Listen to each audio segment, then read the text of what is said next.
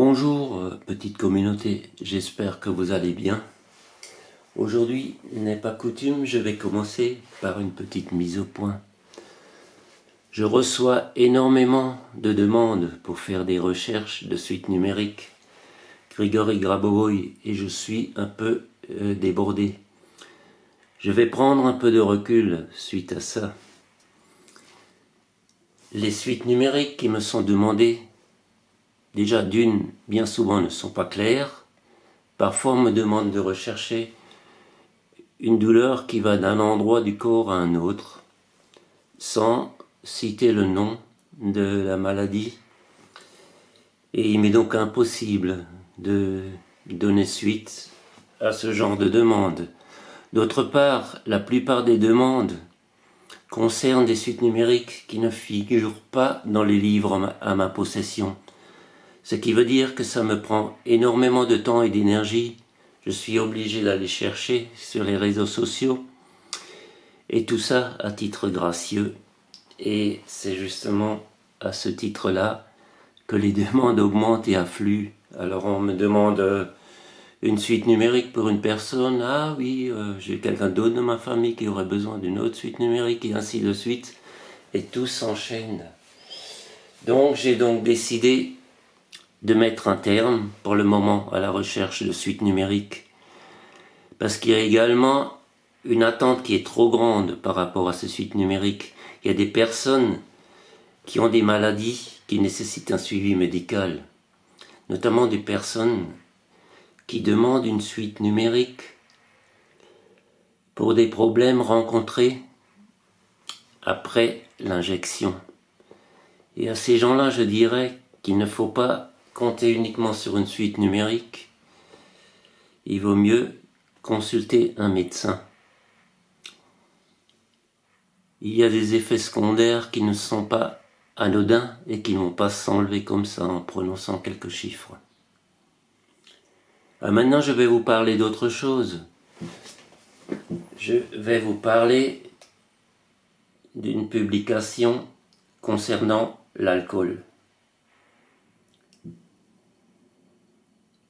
Alors nous connaissons tous le côté festif de l'alcool. C'est comme ça qu'il est vendu d'ailleurs. Mais l'alcool a également une action sur le plan spirituel et sur nos corps énergétiques.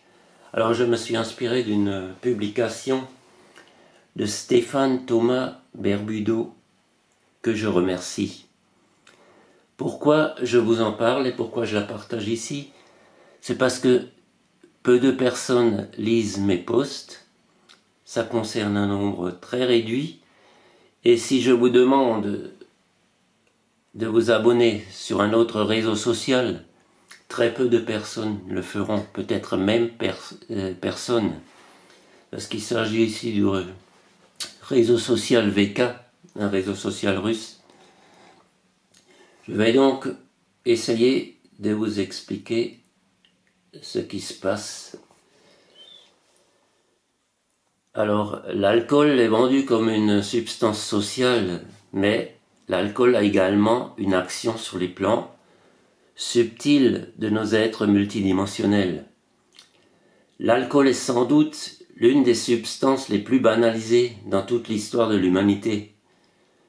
Offert lors des cérémonies, célébré dans les rituels religieux, sacralisé dans certaines cultures comme un nectar divin ou un ferment de convivialité, il est pourtant l'un des agents de distorsion vibratoire les plus puissants que l'humanité moderne consomme volontairement. Mais que se cache-t-il réellement derrière ce liquide clair ou ambré qui enivre, relâche, désinhibe et fait souvent rire avant de faire chuter? L'alcool est un portail astral inversé.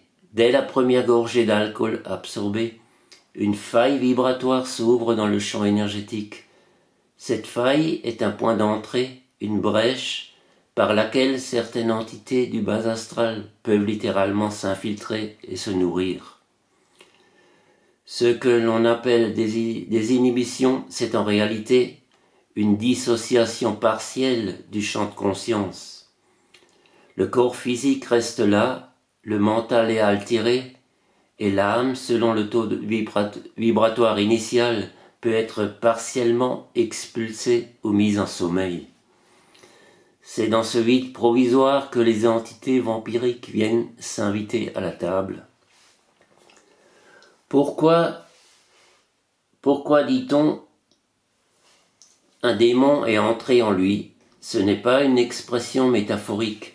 Le mot spirit en anglais pour désigner une boisson alcoolisée vient directement de cette vérité occulte. Chaque alcool est une porte pour les esprits. Les anciens alchimistes savaient cela. Les moines distillaient dans des monastères à haute fréquence pour élever l'âme, mais cette fréquence s'est inversée. Aujourd'hui, l'alcool est distillé dans des structures industrielles à très basse fréquence, imprégnées d'intentions commerciales, de profit, de conditionnement collectif. Boire, c'est inviter une autre forme de conscience à prendre temporairement le contrôle de notre véhicule. L'alcool comme technologie de la matrice. L'alcool est une technologie de déconnexion. Il fonctionne comme un brouilleur de signal entre le soi supérieur et notre être incarné. Dans les heures qui suivent la consommation, le taux vibratoire s'effondre. Les cellules du corps entrent en acidose. La lumière de l'aura baisse et les connexions neuronales se modifient temporairement pour créer un état de régression. C'est pourquoi tant de personnes oublient, dérapent, ont des blackouts. Leur signal a été court-circuité. Mais la matrice adore l'alcool. Pourquoi? Parce qu'il est auto-administré, socialement valorisé, facile à obtenir, et surtout, il crée l'illusion de la liberté, alors qu'il enchaîne plus solidement que bien des prisons. L'effet à long terme, corrosion de la lumière intérieure. Consommé régulièrement, même en petite quantité, l'alcool attaque le système éthérique. Il fragilise la conscience du foie, qui est le gardien vibratoire de la volonté incarnée. Il brouille la relation à l'enfant intérieur, car il agit sur le cerveau limbique, là où sont stockées les mémoires émotionnelles. Nous n'avons pas juste bu un verre, nous avons altéré la fréquence d'âme, relâché une partie de la structure énergétique et autorisé un autre à s'installer en nous. L'effet à long terme, la corrosion de la lumière intérieure. Consommé régulièrement, même en petite quantité, l'alcool attaque le système éthérique. Il fragilise la conscience du foie, qui est le gardien vibratoire de la volonté incarnée. Il brouille la relation à ton enfant intérieur, car il agit sur le cerveau limbique, là où sont stockées les mémoires émotionnelles. Nous n'avons pas juste bu un verre, nous avons altéré la fréquence d'âme, relâché une partie de la structure énergétique et autorisé un autre à s'installer en nous. Pourquoi certaines personnes deviennent autres en buvant? Parce que leur conscience quitte partiellement leur corps. C'est alors une autre présence émotionnelle, karmique ou entité astrale qui agit à travers leur regard et leurs gestes. C'est ainsi que naissent les abus, les mots qui blessent, les gestes qu'on ne se croyait pas capable de faire. Et c'est pourquoi tant d'humains se sentent vidés le lendemain, avec des regrets qui ne sont pas seulement moraux, mais vibratoires. Les teintures mères ou alcoolatures contiennent de l'alcool, mais l'intention et la fréquence du processus changent absolument tout. Dans ce cas précis, l'alcool n'est pas utilisé pour être consommé comme enivrement, mais comme solvant naturel et conservateur, pour extraire et préserver l'essence vibratoire d'une plante médecine. Il devient un vecteur, un support, un révélateur, pas une finalité. Les doses utilisées sont minimes, les prises sont ritualisées ou conscientes, et l'effet vibratoire de la plante domine largement celui de l'alcool. C'est aussi pour cela que les fleurs de bac, par exemple, n'abaissent pas la fréquence, au contraire, elles réinforment l'eau cellulaire à partir d'un code subtil de la fleur. En résumé, ce n'est pas l'alcool qui soigne, mais la fréquence de la plante. L'alcool n'est qu'un vecteur temporaire. Et si c'est pris avec conscience, respect et dans un but de guérison, le portail reste fermé.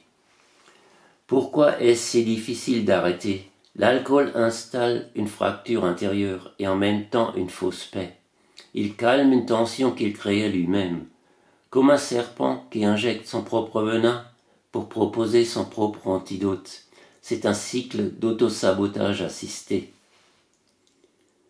Nous souffrons, nous buvons pour oublier, nous perdons notre alignement, nous souffrons davantage et nous buvons à nouveau. Et pendant ce temps, les entités nourries par ces états s'enracinent et tissent des boucles énergétiques. Mais pourquoi les gens brillent parfois en buvant? Parce qu'ils se détendent, parce qu'ils se relâchent, ils relâchent les armures mentales. Mais ce n'est pas l'alcool qui crée la lumière, c'est la personne qui, dans un moment de relâchement, se reconnecte un instant à sa spontanéité. Et c'est là l'énorme piège. Croire que l'alcool est la cause de cette beauté, alors qu'il n'en est que le contexte temporairement permissif. L'authentique lumière, la vraie liberté, ne nécessite aucun breuvage. Existe-t-il des formes sacrées d'alcool?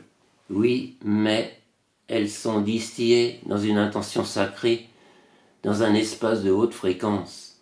Elles sont prises avec une conscience totale, dans un rituel de purification. Jamais pour s'évader. Elles sont liées à des lignées ancestrales comme les anciens chamans ou certains peuples celtes, et n'impliquent pas de perte de contrôle.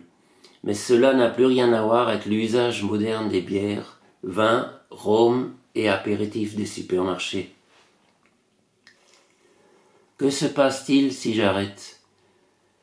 Nous récupérons notre espace intérieur. Le corps retrouve sa pleine souveraineté vibratoire. L'âme réintègre son champ, les mémoires enfouies peuvent remonter, et nous pouvons enfin les guérir. Notre intuition devient plus nette, la vitalité plus stable, l'aura plus pure. Nous entrons dans une autre dimension de nous-mêmes. Que faire si l'on a bu? Une seule chose, reprendre possession de son corps. Répète en toi ou à haute voix: je ferme tous les portails ouverts en moi. Je reprends mon autorité totale sur mon espace. Je suis souverain, aligné, purifié. Toute présence étrangère est dissoute. Mon corps est mon temple. Mon âme est libre. Je suis là en totalité. Et buvez de l'eau pure. Mettez les pieds sur la terre, respirez, recentrez-vous. En conclusion, l'alcool est un leurre vibratoire, un outil d'oubli, de fuite et de distorsion, vendu comme joie, fête et partage. Mais la joie véritable ne se verse pas dans un verre. Elle se déploie dans un cœur aligné. Si nous voulons retrouver la pleine clarté, la pleine force, le rayonnement multidimensionnel, commençons par fermer ce portail-là. Nous n'avons besoin de rien d'extérieur pour être nous-mêmes. Nous sommes déjà le nectar vivant de la source. Alors je vous souhaite une très belle journée et à bientôt pour une autre vidéo. Merci de m'avoir écouté. Au revoir.